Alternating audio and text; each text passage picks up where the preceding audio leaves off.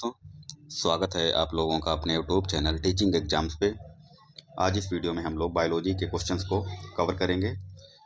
अगर आपने पिछली क्लास नहीं देखी है तो आपको बता दें, हम लोग बायोलॉजी का सेशन को लगातार दे रहे हैं बायोलॉजी के। आज हमारी जो बायोलॉजी की क्लास है, 6वीं क्लास है। ये क्वेश्चंस का जो कंटेंट है हमारा सारा PYQ है, और जो घटना चक्र की बुक आती है, घटना चक्र से ये क्वेश्चंस को लिया है मैंने, घटना चक्र से। तो साथियों, अगर आप BPSC 4.0 की तैयारी कर रहे हैं तो ये वीडियो आपके लिए इम्पोर्टेंट होने वाली है। और इससे पहले हम लोग मॉडर्न हिस्ट्री के सारे क्वेश्चंस को कवर कर चुके हैं, जो भी अभी तक BPSC ने एग्जाम में पूछे हैं। और इसके अलावा पॉलिटी के सारे क्वेश्चंस कवर कर चुके हैं हम लोग, और उसके अलावा भूगोल के क्वेश्चन को भी कवर किया जा चुका है। तो साथियों, ये बायोलॉजी के क्वेश्चंस आज हम लोग डिस्कस करेंगे। तो साथियों, जो भी हमारे साथी नए चैनल पे विजिट किए हैं, चैनल को सब्सक्राइब करके आप हमारे चैनल से जुड़ जाइए। जब तक BPSC का एग्ज़ाम नहीं होता है तब तक आपके लिए कुछ ना कुछ इंपॉर्टेंट क्वेश्चंस आते रहेंगे, और बहुत ही जल्द हम लोग एक प्रैक्टिस सेशन की क्लास को बहुत ही जल्दी देने वाले हैं।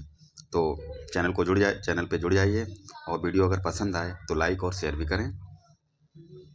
तो पहला क्वेश्चन है हमारा, मृत जीवों के अपघटक हैं वायरस, जीवाणु और कवक। तो मृत जीवों के जो अपघटक होते हैं जीवाणु और कवक होते हैं। तो इसका राइट आंसर क्या हो जाएगा? उपयुक्त में से एक से अधिक। देखिए, इसका फैक्ट देखते हैं। वे सूक्ष्म जीव जो मृत पौधों और जानवरों का अपघटन करते हैं वे अपघटक कहलाते हैं। जीवाणु एवं कवक दोनों ही अपघटक के अंतर्गत आते हैं। अगला क्वेश्चन देखते हैं साथियों। अगला क्वेश्चन है हमारा, मादा एनीफिलीज को मादा क्यूलेक्स से अलग किया जा सकता है क्योंकि यह बैठती है आधा स्तर के सतह के समकोण पर बैठती है, आधा स्तर के साथ एक कोण पर, आधा स्तर की सतह के समांतर, या उपयुक्त में से एक से अधिक। तो मादा क्यूलेक्स को अलग किया जा सकता है मादा एनीफिलीज से, क्योंकि आधा स्तर के साथ एक कोण पर बैठती है ये। तो ऑप्शन बी इसका करेक्ट आंसर हो जाएगा साथियों। और ये क्वेश्चन भी BPSC ने 2023 में पूछा है।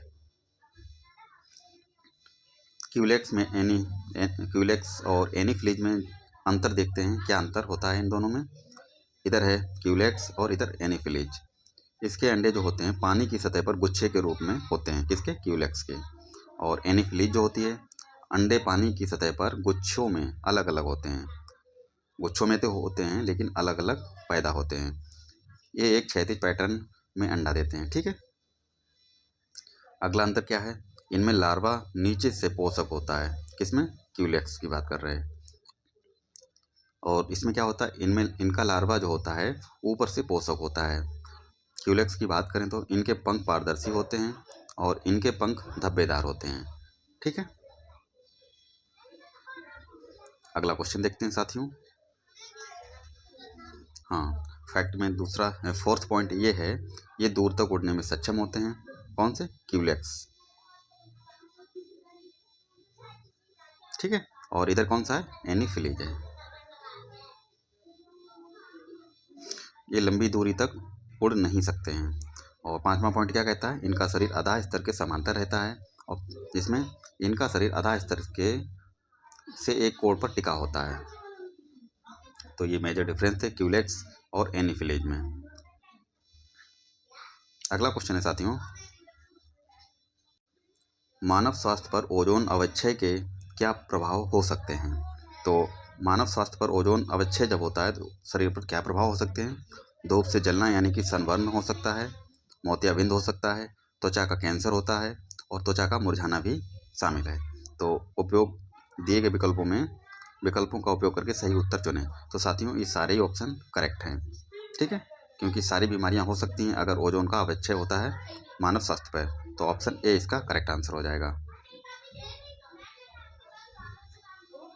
अगला क्वेश्चन है साथियों, शरीर में लौह की कमी से होने से क्या होता है, या शरीर में लौह की कमी से कौन सा रोग होता है? तो रक्ताल्पता हो जाता है, रक्ताल्पता। इसको एनीमिया भी बोलते हैं, एनीमिया, ठीक है। तो ऑप्शन ए हमारा करेक्ट आंसर हो जाएगा। ये री एग्जाम 2020 में क्वेश्चन को पूछा गया साथियों। शरीर में लौह की कमी से रक्ताल्पता या एनीमिया हो जाता है। लौह रक्त में हीमोग्लोबिन बढ़ाने में मदद करता है। लौह जो होता है बॉडी में हीमोग्लोबिन बढ़ाने का काम करता है। शरीर में लौह युक्त भोजन ना करने से शरीर में लोहे की कमी हो जाती है। अगला क्वेश्चन है साथियों, ओंकोजीन संबंधित है। ओंकोजीन जो होता है किससे संबंधित है? कर्क रोग से। कर्क रोग क्या होता है? इसको हम लोग कैंसर भी कहते हैं, ठीक है, कैंसर। तो इसका फैक्ट इंपॉर्टेंट है और इम्पोर्टेंट क्वेश्चन भी है ये। ओंकोजीन एक असामान्य जीन है जो कि कैंसर यानी कि कर्क रोग के लिए उत्तरदायी होता है। सर्वप्रथम इसकी पहचान किस SRC के रूप में की गई थी। किस रूप में? SRC के रूप में की गई। वर्ष 1970 और 72 में खोजा गया था। यह घटक मुर्गियों में कैंसर वायरस का घटक था। किसमें? मुर्गियों में, जिसे रास सरकोमा वायरस का नाम दिया गया था, ठीक है, रास सरकोमा वायरस। तो ये भी याद रखना है। चलते हैं अगले क्वेश्चन की तरफ। हमारे शरीर में मलेरिया परजीवी का भंडारण स्थल है। तो साथियों, मलेरिया परजीवी जो होता है प्लीहा में और यकृत में अटैक करता है। तो उपयुक्त में से एक से अधिक हो जाएगा। प्लीहा और यकृत दोनों करेक्ट हैं। TRE 3 जुलाई 2024 में जो पेपर हुआ उसमें ये क्वेश्चन पूछा गया साथियों। इसका फैक्ट देखते हैं, इंपॉर्टेंट क्वेश्चन है। मलेरिया संक्रमित एनीफिलीज मच्छर के काटने से फैलता है। मलेरिया किससे फैलता है? संक्रमित एनीफिलीज मच्छर जो होता है, नॉर्मल मच्छर अगर काट ले तो नहीं फैलता है। संक्रमित खुद से जिसमें मलेरिया होता है वो मच्छर अगर काट ले, एनीफिलीज मच्छर, तब मलेरिया रोग फैलता है। अगला देखिए, प्लाज्मोडियम परजीवियों के कारण होने वाली बीमारी है जो पूरे इतिहास में वैश्विक स्तर के लिए एक बड़ा खतरा रही है। मनुष्यों को संक्रमित करने वाली प्लाज्मोडियम की 6 प्रजातियों में से Plasmodium falciparum, Plasmodium vivax malaria स्थानिक क्षेत्रों में आबादी के लिए सबसे ज़्यादा स्वास्थ्य का खतरा है। इसमें यकृत और प्लीहा दोनों प्रवाहित होते हैं। तो मलेरिया से कौन कौन से अंग प्रवाहित होते हैं? यकृत और प्लीहा दोनों। अगला क्वेश्चन है साथियों, रक्त कैंसर यानी कि ल्यूकेमिया, रक्त कैंसर को क्या बोलते हैं? ल्यूकेमिया बोलते हैं। रोकथाम में प्रयोग किए जाने वाला रेडियो समस्थानिक कौन सा है? तो ल्यूकेमिया में जो प्रयोग होता है क्या होता है? P32 प्रयोग होता है और C60 यानी कि C60 और P32, ठीक है। तो हमारा राइट आंसर क्या हो जाएगा? उपयुक्त में से एक से अधिक। देखिए इसका फैक्ट देखिए, रेडियो फास्फोरस यानी कि P32 और कोबाल्ट 60 का उपयोग ल्यूकेमिया एक प्रकार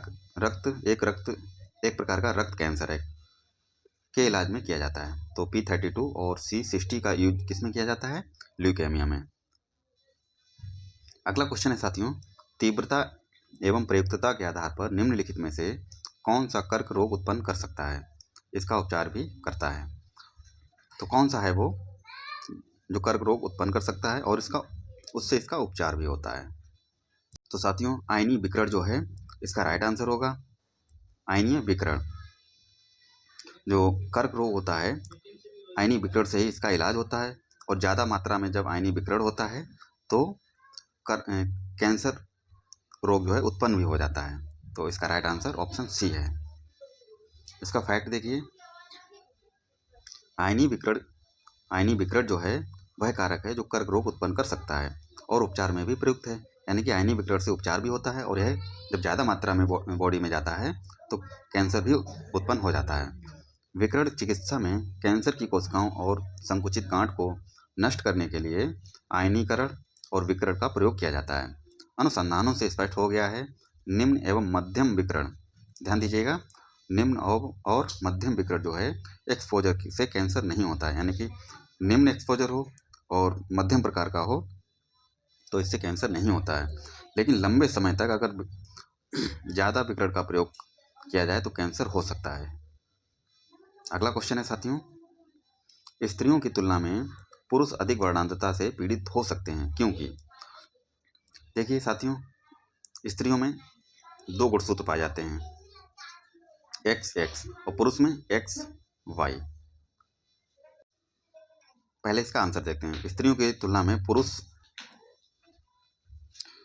अधिक वर्णांतता से पीड़ित हो सकते हैं क्योंकि वे अधिक मानसिक तनाव से गुजरते हैं, वे अधिक देर से घर से बाहर रहते हैं, उनमें केवल एक एक्स क्रोमोसोम होता है, उनमें साधारणतया कम चर्बी होती है। तो साथियों ऑप्शन सी इसका करेक्ट आंसर है, उनमें केवल एक एक्स क्रोमोसोम होता है। दूसरा कौन सा होता है? वाई होता है, लेकिन फीमेल में डबल एक्स होता है, यानी कि एक्स एक्स होता है।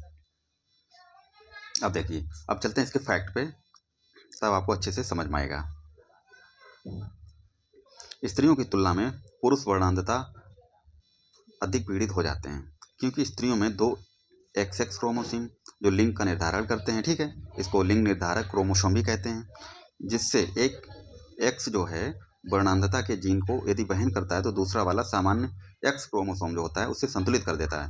यानी कि अगर एक एक्स जो होता है वर्णांतता को वहन करता है तो दूसरा उसको संतुलित कर लेता है। इसी तरह महिला केवल वाहक का कार्य करती है, पीड़ित नहीं होती, जबकि पुरुष जो है रोगग्रस्त हो जाते हैं। ठीक है, तो महिलाओं में क्या होता है? एक एक्स होता है, वर्णांतता को मतलब वहन करता है, दूसरा उसको संतुलित कर देता है। ठीक है, तो इस वजह से पुरुष में एक एक्स होता है और दूसरा वाई होता है। तो अगला क्वेश्चन देखते हैं साथियों। मलेरिया कौन से मच्छर के काटने से होता है? मलेरिया जो होता है पैरासाइट वाले मच्छर जो होते हैं उनके काटने से होता है। ठीक है, ऑप्शन सी हमारा करेक्ट आंसर हो जाएगा। मलेरिया बुखार मच्छरों से फैलने वाला एक संक्रामक रोग है जो फीमेल एनीफिलीज मच्छर के काटने से होता है। इस मादा मच्छर में खास प्रकार का जीवाणु पाया जाता है जिसे डॉक्टरी भाषा में प्लाज्मोडियम नाम दिया गया है। ठीक है, अगला क्वेश्चन है हमारा साथियों, ट्रैकोमा रोग जो है किससे संबंधित है? ये आंखों से संबंधित होता है। ऑप्शन सी हमारा करेक्ट आंसर हो जाएगा। अगला क्वेश्चन है साथियों, निम्नलिखित में से कौन से जोड़े सही सुमेलित नहीं हैं, या कौन से जोड़े सही सुमेलित हैं? ठीक है, सही सुमेलित जोड़े जो हैं वो पूछे गए हैं। डिस्पोनिया और एनोस्मिया, देखिएगा डिस्पोनिया और एनोस्मिया है, इनोसोमनिया है और एनोरेक्सिया है। तो एनोरेक्सिया जो होता है किससे संबंधित है? खाने के विकार से संबंधित।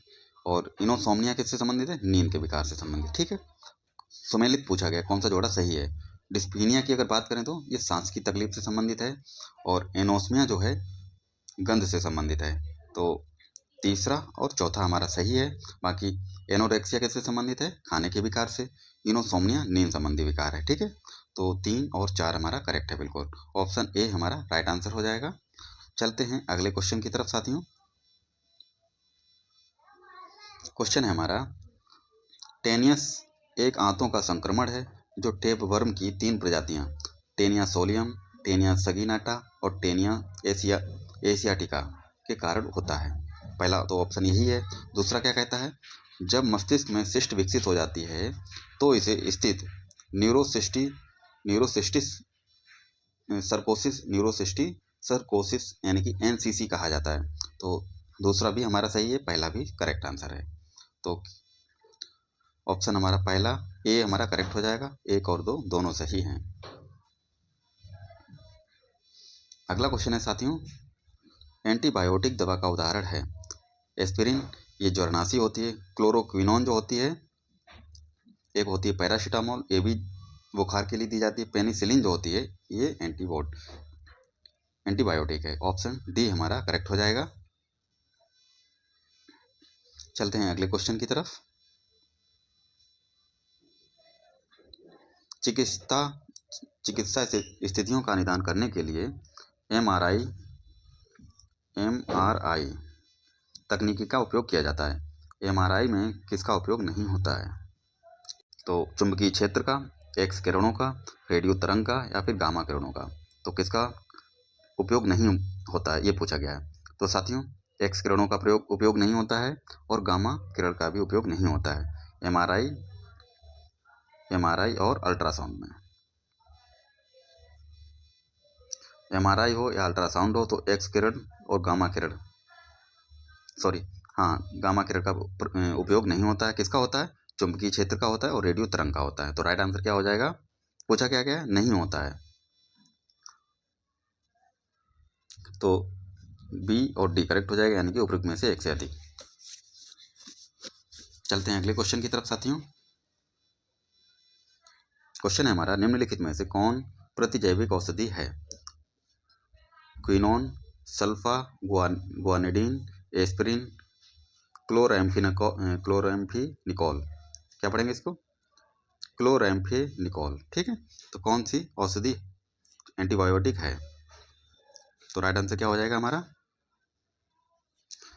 ऑप्शन बी और ऑप्शन सी बिल्कुल करेक्ट है। क्लोरैम्फेनिकोल जो है और सल्फा गुआनिडीन, ये दोनों एक एंटीबायोटिक हैं। ठीक है, दोनों एंटीबायोटिक हैं। तो उपयुक्त में से एक से अधिक हमारा करेक्ट आंसर हो जाएगा। अगला क्वेश्चन है, किस वैज्ञानिक या चिकित्सक ने पहली बार टीकाकरण की शुरुआत की थी? तो एडवर्ड जेनर ने। ऑप्शन डी हमारा करेक्ट आंसर हो जाएगा। कब की थी? 1976 में, ये भी ध्यान रखना है। अगला क्वेश्चन है, कच्चे फलों को कृत्रिम रूप से पकाने के लिए प्रयोग में लाई जाने वाली गैस का नाम? तो कौन कौन सी गैस है वो? एसिटिलीन और एथिलीन। तो ऑप्शन इसका बी और डी दोनों करेक्ट है। 2004 में ये क्वेश्चन पूछा भी गया है। देखिए, फलों को पकाने में एसिटिलीन और एथिलीन दोनों गैसों का प्रयोग किया जाता है। वर्तमान में एसिटिलीन के द्वारा फल पकाने पर प्रतिबंध लगा दिया गया है। ठीक है, प्राकृतिक रूप से फल एथिलीन हार्मोन द्वारा पकता है। अगर प्राकृतिक रूप से किससे? एथिलीन से। कृत्रिम रूप से फल पकाने के लिए भी एथिलीन का प्रयोग किया जा रहा है। ठीक है, तो दोनों ही सही हो जाएंगे, एसिटिलीन और एथिलीन दोनों। अगला क्वेश्चन है हमारा, हरगोविंद खुराना को किस आविष्कार के लिए सम्मानित किया गया? तो जीन के संश्लेषण के लिए। ऑप्शन बी हमारा करेक्ट आंसर है। क्वेश्चन है हमारा अगला, के अभ्यास से जानवरों के क्लोन तैयार किए जाते हैं? किसके? जैव प्रौद्योगिकी से। ऑप्शन सी, जैव प्रौद्योगिकी के अभ्यास से जानवरों के क्लोन को तैयार किया जाता है। तो राइट आंसर हमारा सी हो जाएगा करेक्ट। अगला क्वेश्चन है,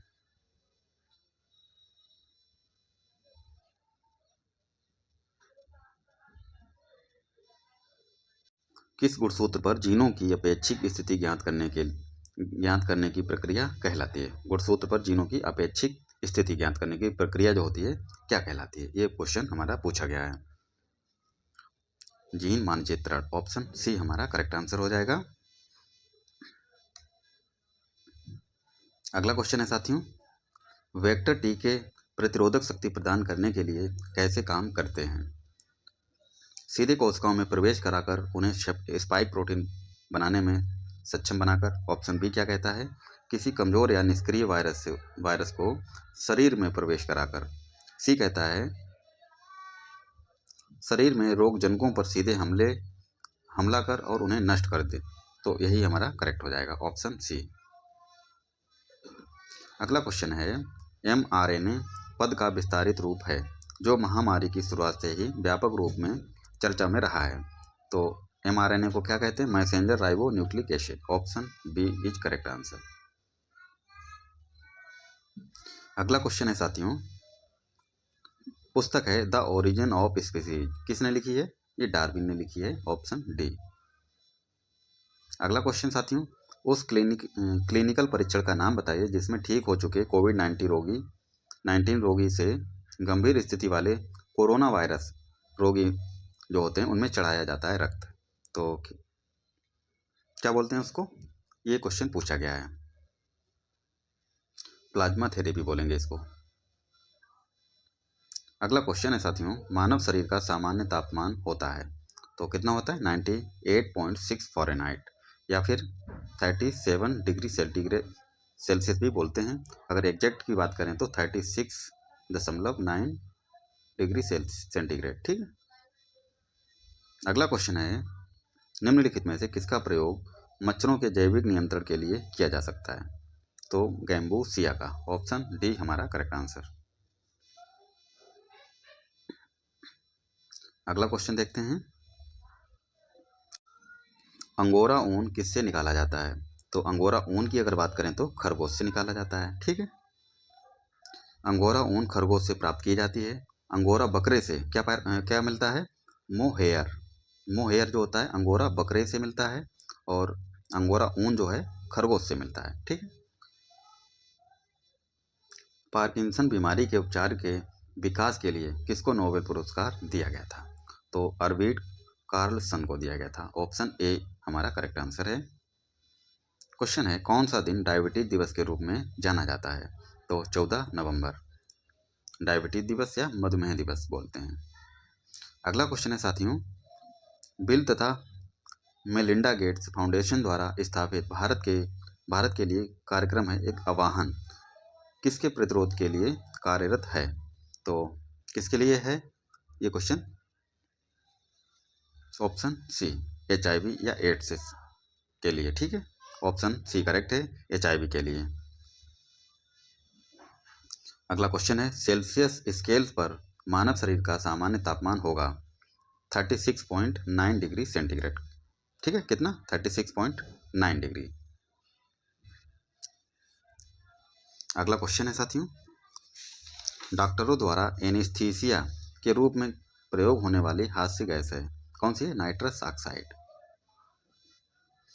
अगला क्वेश्चन है, जब हम बकरी या भेड़ का मांस खाते हैं तब हम किसको खाते हैं? द्वितीय उपभोक्ता का। ऑप्शन बी हमारा करेक्ट हो जाएगा आंसर। तो क्योंकि बकरी और भेड़ जो है द्वितीय उपभोक्ता हैं ये। ठीक है। अगला क्वेश्चन है, पोलियो की बूंद किस उम्र में दे सकते हैं? तो 1 साल की उम्र तक दी जा सकती है। ठीक है। आमतौर पर जन्म के समय नवजात शिशु को पोलियो ड्रॉप्स पिलाई जाती है जो शुरुआत में शिशु की सुरक्षा करती है। पोलियो इंजेक्शन की पहली खुराक जन्म के 6 हफ्ते में दी जाती है। ठीक है, बाकी 1 साल तक दे सकते हैं, 1 साल तक दी जाती है। अगला क्वेश्चन है साथियों, चेचक का टीका कहाँ से बनता है? तो भेड़ों से बनता है। ऑप्शन सी करेक्ट हो जाएगा आंसर हमारा। देखिए, भारत में भेड़ और बकरी चेचक के टीकों के लिए रोमेनियन स्ट्रेन और रानी पेट स्ट्रेन से भी टीके को विकसित किया गया है। किससे किससे? रोमेनियन स्ट्रेन और रानी पेट स्ट्रेन से भी टीके को विकसित किया गया है। ये टीके जीवित क्षीणकृत के रूप में उपलब्ध हैं। कैसे? जीवित क्षीणकृत के रूप में। अगला क्वेश्चन है, वसा और तेल युक्त भोजन में मिलाए जाने वाले पदार्थ को क्या कहते हैं? एंटीऑक्सीडेंट कहते हैं। ऑप्शन सी करेक्ट आंसर हो जाएगा। टमाटर किस अम्ल की प्राकृतिक स्रोत है? मतलब टमाटर में कौन सा अम्ल पाया जाता है? तो टमाटर में ऑक्जेलिक अम्ल पाया जाता है। ठीक है। अगला क्वेश्चन है साथियों, प्रोटिस्टा समूह में निम्नलिखित में से कौन शामिल है? तो प्रोटिस्टा में एक कोशिकीय यूकेरियोटिक जीव शामिल है। ऑप्शन ए हमारा करेक्ट आंसर हो जाएगा। अगला क्वेश्चन है साथियों, लाइकेन किस वायु प्रदूषक के प्रति संवेदनशील होते हैं? लाइकेन किसके? Sulphur dioxide. ठीक है, ऑप्शन सी हमारा करेक्ट आंसर हो जाएगा। और TRE 3 जुलाई में जो पेपर हुआ उसमें ये क्वेश्चन पूछा गया है। लाइकेन वायु प्रदूषण के प्रति संवेदनशील होते हैं, खासतौर पर वे सल्फर डाइऑक्साइड के प्रति अत्यधिक संवेदनशील होते हैं। लाइकेन वायुमंडलीय प्रदूषण के संकेतक के रूप में कार्य करता है। ठीक है, ये भी याद रखना है। तो साथियों, ये थे आज के कुछ इंपॉर्टेंट क्वेश्चन। आशा करते हैं आप लोगों को क्लास पसंद आई होगी, और आशा करते हैं आप लोग अच्छे से पढ़ाई कर रहे होंगे, स्वस्थ होंगे, मस्त होंगे, और पढ़ते रहिए। मिलते हैं अगली नई वीडियो पे, तब तक के लिए जय हिंद, वंदे मातरम, धन्यवाद।